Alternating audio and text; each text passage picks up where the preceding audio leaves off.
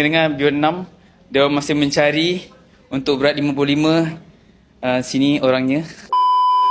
Okey, Boy, tahniah atas kemenangan malam ni. Mungkin boleh share sikit perasaannya.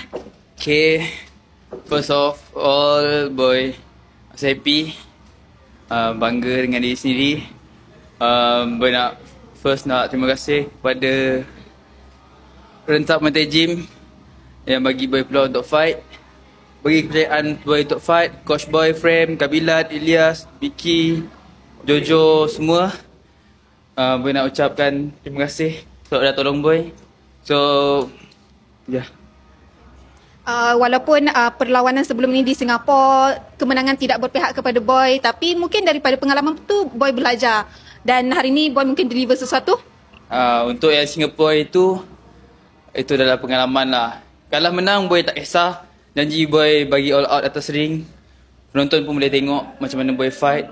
So Boy inginkan setiap fight ada improvement. Mungkin lepas kekalahan tu orang dah mula meragui kemampuan Boy. Adakah perkara tu memberi tekanan pada Boy ataupun membangkitkan lagi semangat Boy untuk fight lebih baik?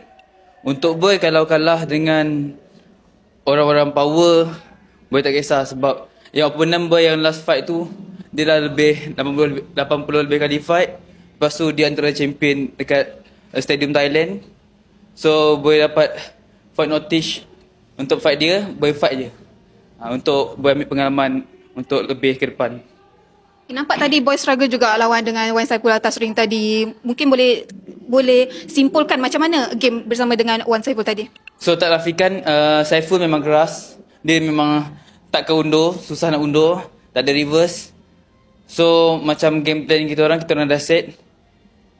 Dia boleh pergi ke depan je tapi dia tak boleh buat apa. So Boy ada kelebihan, Boy boleh sepak, Boy boleh siku, Boy boleh lutut. So Boy guna semua yang Boy ada kat situ. Next apa lagi untuk Boy Prata?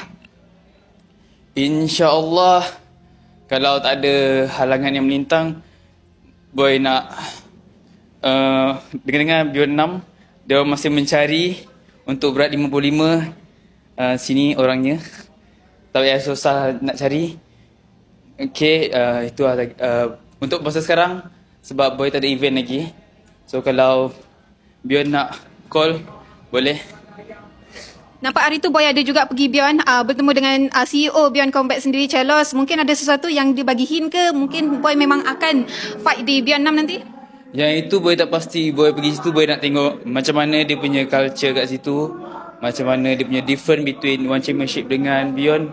So dua-dua adalah pentas combat sport yang untuk Boy baik lah sekat ni. Okay. Last mungkin nak ucapkan sesuatu pada fans-fans yang datang malam ni sokong Boy. Okay, untuk fans-fans Boy, terima kasih sebab hadir. Sentiasa support Boy. Dan jangan lupa di event akan datang insyaAllah. Kalau tak ada halang melintang, Beyond 6 insyaAllah.